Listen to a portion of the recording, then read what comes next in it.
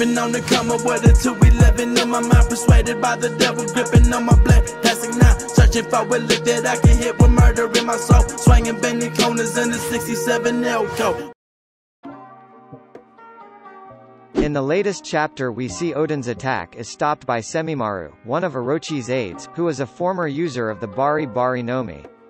Both Semimaru and Higurashi, the elderly woman who aided Orochi, are members of the Kurozumi family.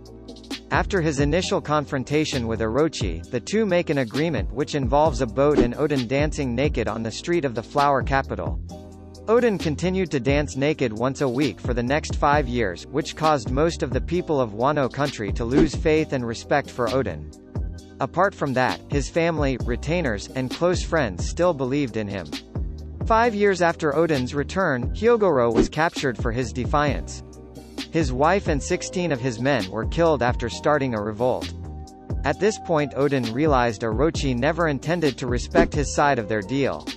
This event led Oden to gather his retainers to rebel. My question is how Orochi managed to blackmail Oden so easily?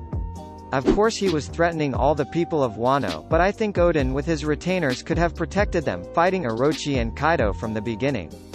There would have been casualties of course, but what was he hoping to gain waiting 5 more years for Orochi to keep his end of the bargain? Yes, he promised something regarding a boat and Kaido himself, but how could he trust him?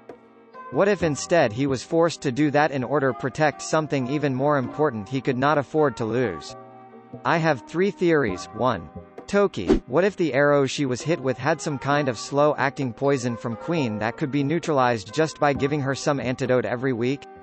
He had to dance every week and made a fool of himself in order to get a dose every week from Orochi. Or maybe Orochi simply told him that there was a spy close to his family who could kill his wife and his children very easily. So Oden felt that he couldn't risk, even slightly, to lose his family. 2. The Wano borders, Orochi, realizing it or not, was threatening to do something that would affect forever the opening of Wano's borders and Joy Boy's return, destroying the future of the world. Knowing the importance of that event, Oden decided temporarily to sacrifice himself and his people for an even greater good. 3. Oden's dad, what if he is alive, and Orochi was using that as a way to keep Oden complacent?